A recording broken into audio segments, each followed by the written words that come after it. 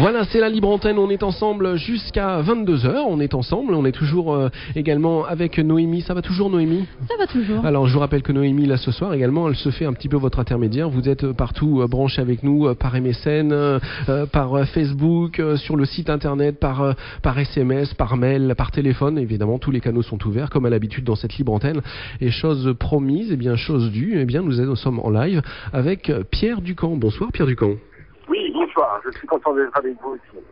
Eh ben c'est très gentil, merci beaucoup parce que je sais que vous avez un emploi extrêmement chargé et je vous remercie beaucoup d'avoir pris quelques minutes pour pouvoir répondre à notre appel. Effectivement, énormément d'auditeurs de notre station s'interrogent, se posent des questions et notamment vous avez publié un nouvel ouvrage intitulé Lettre ouverte au futur président de la République. Ce livre, déjà connu de tous avant même d'être réellement disponible à la vente, a été très méchamment, on va dire, par beaucoup de gens interprétés, et notamment sur Internet, mais également depuis ces 48 dernières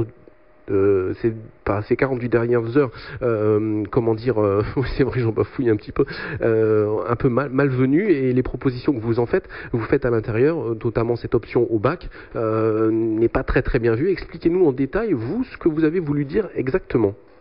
Alors écoutez, c'est simple. D'abord, c'est une lettre ouverte au futur président, donc je ne le connais pas puisqu'il n'est pas encore nommé, mais j'attire son attention sur le fait qu'il y a 22 millions de personnes en France qui sont en surpoids et 6,5 millions d'obèses.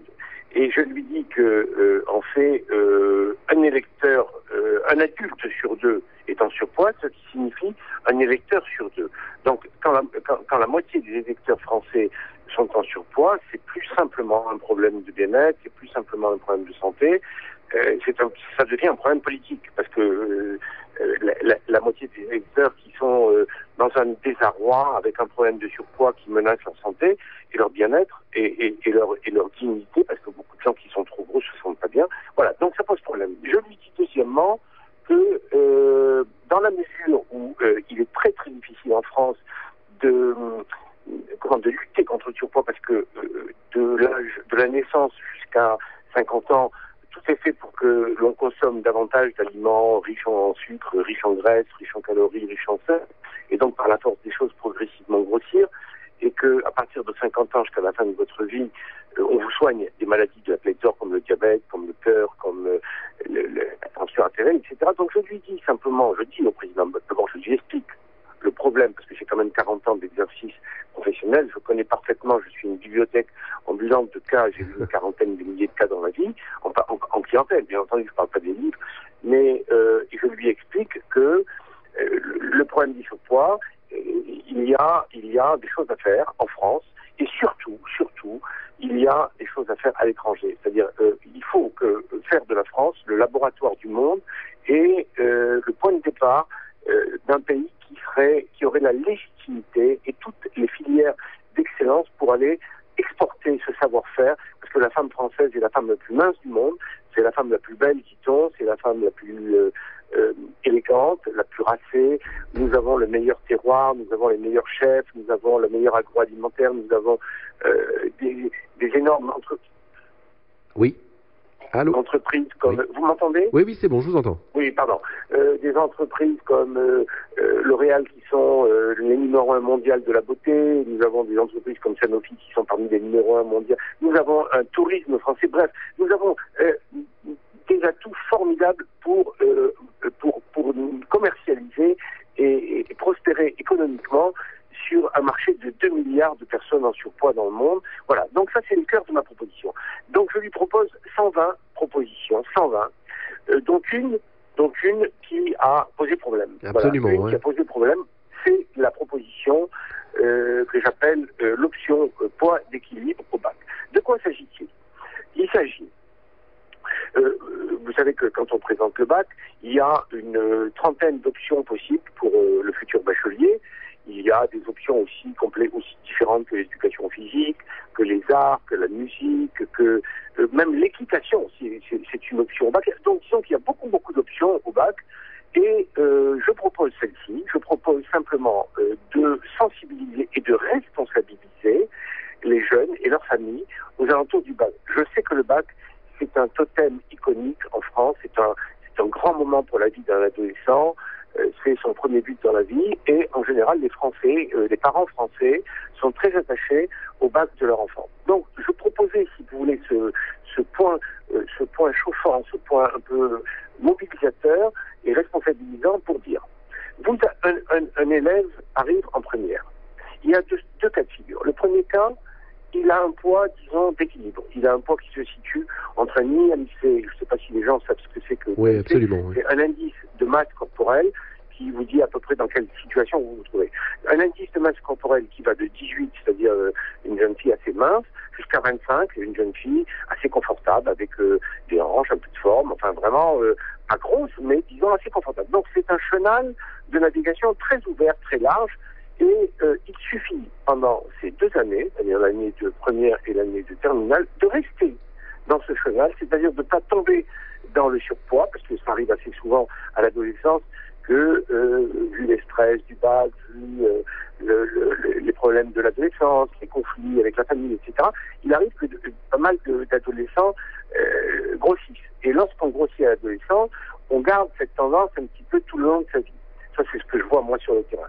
Donc, je dis à ces adolescents, vous avez un poids qui est correct, gardez-le pendant 2 ans. Ça va vous permettre de vous initier, parce que pendant ce temps-là, si vous voulez, il y a des cours, il y a de la pédagogie. C'est pas de la nutrition, c'est pas des cours de nutrition scientifique et scolaire, parce que ça existe déjà, ça. Hein. Mais moi, je parle de formation, disons, pratique.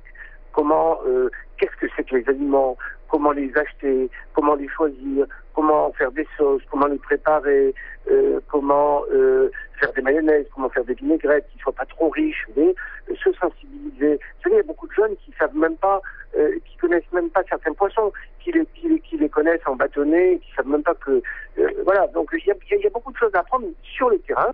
Et puis surtout, il y a aussi l'activité physique qui est corrélée à tout ça. Et si, en termes, à la fin de la 2e année, ils n'ont pas grossi, ils ne sont pas sortis de ce channel, à ce moment-là, ils gagnent 5 points au bac. Et mais les autres hein. Maintenant, deuxième cas de figure, une personne qui est en surpoids ou obèse. Un enfant qui arrive en première et qui est trop gros. Voilà, qui ont donc un IMC supérieur à 25. Oui. Voilà, alors on lui dit, il est au-dessus de 25, hein, il est au-dessus, entre 25 d'IMC et 30, il est en surpoids, et au-dessus de 30, il est obèse. Donc on lui dit, vous avez un surpoids, bon, si ça vous intéresse, parce qu'il ne s'agit que d'une option, on n'est pas obligé de la prendre, on la prend comme on prend l'option musique, on prend, si on ne veut pas la prendre, on n'a rien à perdre, mais si jamais on veut éventuellement entrer dans ce circuit, se responsabiliser, voir un petit avoir accès aux modules d'enseignement, etc. Alors, on dit à cette personne en surpoids, vous avez 3 pesées par an dans l'établissement auprès de l'infirmière qui le fait une fois par an de toute manière obligatoirement en fonction des normes de l'éducation nationale. Et si à chaque pesée, chaque trimestre, vous arrivez au moins à perdre 100 grammes par trimestre. C'est-à-dire qu'il y a des gens qui perdent 100 grammes dans la demi-journée, vous voyez. Il y a des gens qui perdent 200-300 grammes par jour quand on est au régime. Mais là, il n'est pas question de régime, il est simplement question de montrer qu'on est sur le pont et qu'on regarde la tempête autour. Et 100 grammes par trimestre, c'est-à-dire que si en 2 ans, on a perdu 600 grammes, ce qui est pas grand-chose, voilà, à ce moment-là, on n'a pas un bonus, on a un double bonus. C'est-à-dire, au lieu de gagner 5 points, on en a 10. Voilà, alors on m'a dit, ah ben oui, c'est discriminatoire. Absolument, oui. Mais quoi? Mais je ne comprends pas.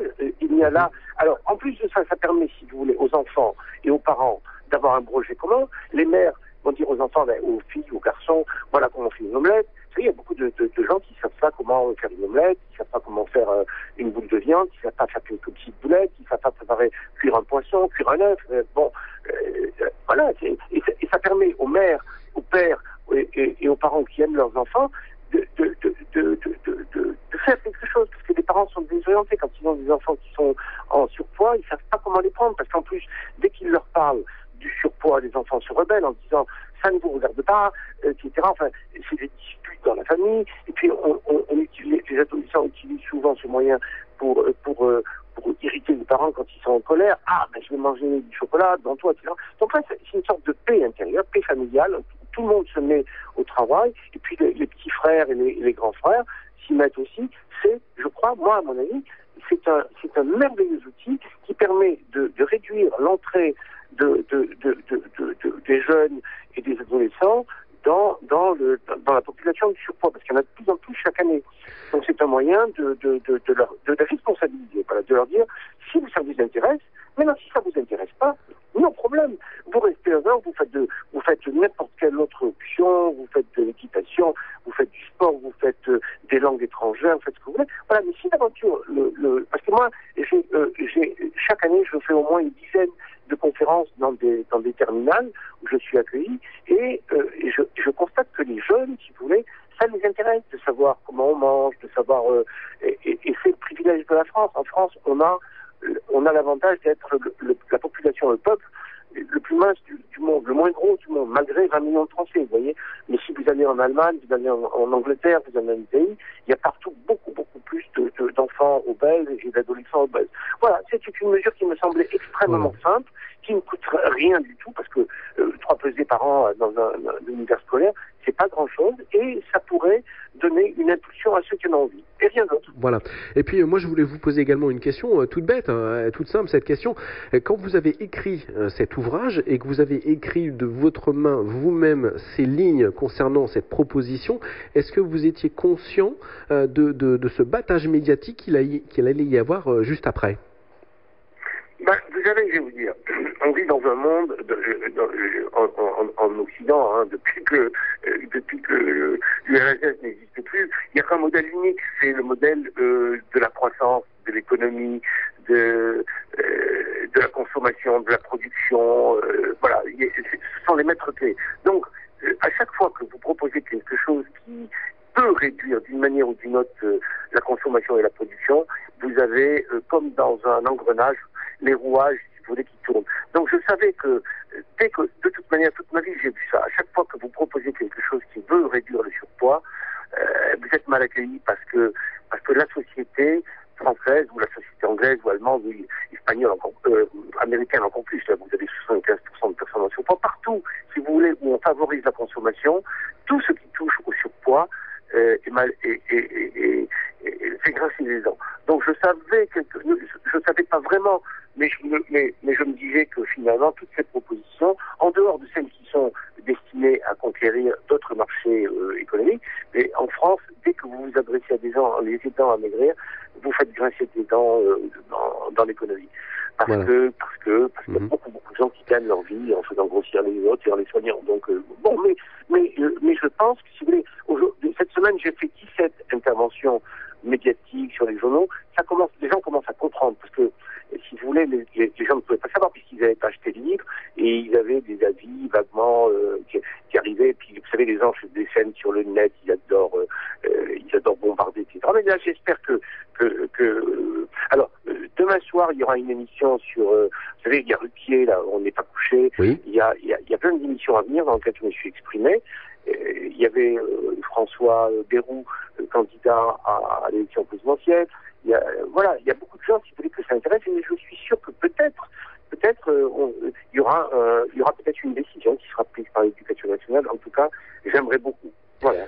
Je vous remercie beaucoup. Et puis moi j'aimerais vous demander, parce qu'en fait nous on a énormément d'internautes qui ont donc posé des questions et qui se sont un petit peu qui ont laissé des centaines de messages donc suite à la préparation de cette émission ces 48 dernières heures.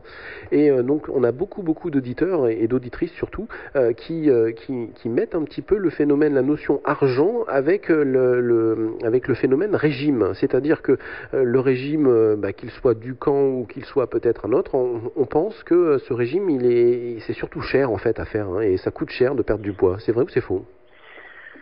Écoutez, oui, c'est-à-dire que dans la mesure où ça dépend des régimes, hein, si vous voulez, si vous faites des régimes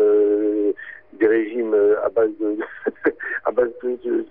pâtes et de riz, ça va pas vous coûter très cher. Mais si vous aimez les produits un petit peu naturels, si vous voulez acheter des légumes, malheureusement, on est dans un pays où les légumes coûtent cher. C'est tellement incroyable. Moi, quand j'étais jeune, les légumes, ça coûtait pas cher.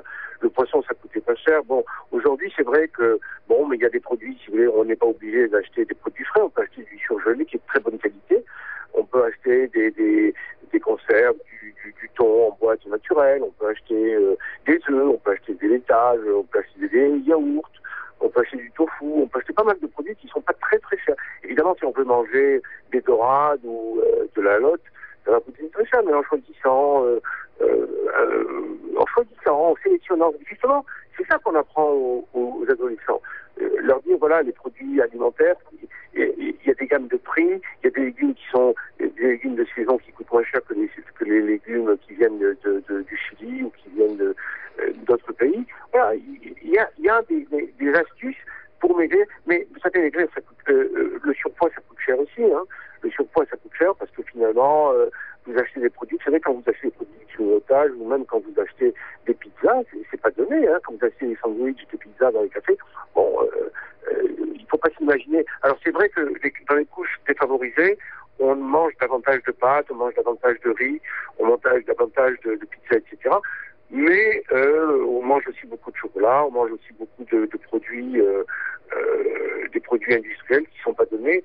Je pense pas que ça soit un vrai argument. Et puis le régime, ça dure 2-3 mois. Hein. Se nourrir, disons même un peu plus, de manière un peu plus onéreuse pendant 2-3 mois. Justement, à la fin du monde. Hein. Alors je vous arrête. Par exemple, dans votre régime hyperprotéiné, en fait, vous avez plusieurs phases, si je ne me trompe pas. Et, oui, il y a 4 phases. Oui, oui, absolument. Il y a 2 phases pour maigrir et 2 phases pour ne pas regrossir. Oui, mais généralement, est-ce que si on arrête et qu'on se met à remanger tout à fait normalement après avoir perdu donc les kilos qu'on avait envie de perdre en utilisant donc les différentes phases, est-ce qu'après on est tranquille ou on les reprend ces kilos? Est-ce qu'il y a quelque chose à faire après? Écoutez, moi j'ai en France eu 12 millions de lecteurs.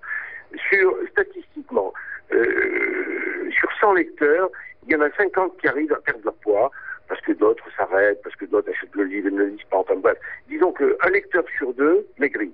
Et parmi ces 50%, il y en a la moitié, c'est-à-dire un quart finalement, de ceux qui achètent le livre, qui stabilisent leur poids à 3 ans. Alors, il y a des gens, si vous voulez, qui font très bien leurs 2 premières phases, la phase d'attaque et puis la phase de croisière, et qui les amènent à leur poids, à leur juste poids. Et après, il y a 2 autres phases. Une phase de consolidation dans laquelle on ajoute les fruits, on ajoute le pain, on ajoute un peu de fromage, on ajoute des féculents, des pâtes, on ajoute 2 repas de gala par semaine sur une durée de 10 jours par kilo perdu. C'est-à-dire vous perdez 10 kilos, vous avez 100 jours pendant lesquels vous vous réhabituez, vous êtes rééduqué, vous prenez des réflexes et vous réapprenez à manger normalement. Et à partir de là, vous avez comme seul devoir, pour conserver votre poids, de maintenir 1 jour par semaine de régime le jeudi.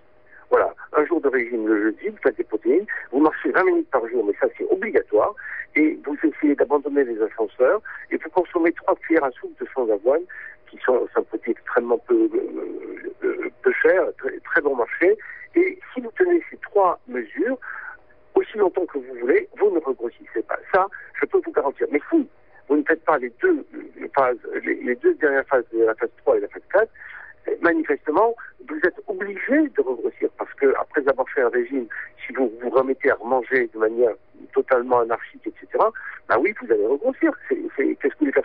Je suis pas magicien, je peux pas venir la nuit et faire de l'imposition des mains, mais il faut que les gens soient responsables, c'est ça. Et c'est pour ça que plus on est jeune, plus on apprend tôt, c'est le devoir des mères de savoir comment préparer leurs enfants, parce qu'on vit dans un monde qui fait grossir. Nous sommes comme des poissons rouges dans un aquarium grossissant.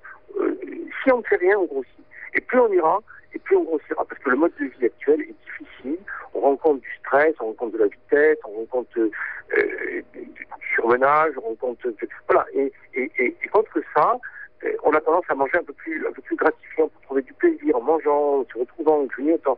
Donc, si on n'a pas des repères, si on n'a pas des réflexes, si on n'a pas appris, et moi, dans ma méthode, je pense que mes 2 dernières phases sont là pour apprendre. Et je dis à vos auditeurs que si ils arrivent à maigrir avec les 2 premières phases, surtout qu'ils s'appliquent à consolider puis à stabiliser leur poids, parce qu'il y a quand même aujourd'hui, si vous voulez, entre 25 et 40% des gens qui ne reprennent pas après 3 ans.